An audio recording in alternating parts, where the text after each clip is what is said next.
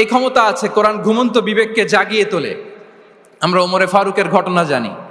তিনি যখন কোরআন শুনে অবাক হলেন, বিশ্বনবী সাল্লাল্লাহু আলাইহি ওয়াসাল্লামকে ফলো করতেন যে উনি কি করে দেখি, কিভাবে কোরআন তেলাওয়াত করে এবং কি বলে।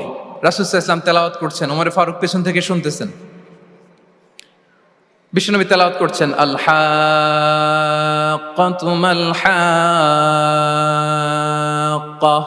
ওয়া মা আদরাকা মাল হাক্কা। তেলাওয়াত করছেন আর অসাধারণ কণ্ঠে তেলাওয়াত চলছে, ওমরে ফারুক শুনতেছে। শুনতে শুনতে 41 নম্বর আয়াত পর্যন্ত যখন আসছে, বিশ্বনবী তেলাওয়াত করে ওমরে ফারুক পেছন থেকে শুনে। তো ওমরে ফারুক ভাবতেছেন ঘটনা কি, মোহাম্মদ তো কারো কাছে পড়েও নাই, শিখেও নাই, এত চমৎকার কাব্য প্রতিভা তার মধ্যে আসলো কিভাবে, কিভাবে মিলাই মিলাই বলতেছে। তখন বিশ্বনবী তেলাওয়াত করছিলেন, ওমা হুয়া বিকাউলি শাইরিন খলিলাম মা তুমিনুন। এই আয়াতের অর্থ হচ্ছে এটা কোনো কবির কথা নয়, খুব অল্প সংখ্যক লোকই তোমরা ঈমান আনো। অবাক হলেন, ঘটনা কি, আমি যে এটা ভাবতেছি মোহাম্মদ বুঝলো কেমনে? বিশ্বনবী তো তেলাওয়াত করতেছেন প্রাণবন্ত কণ্ঠে।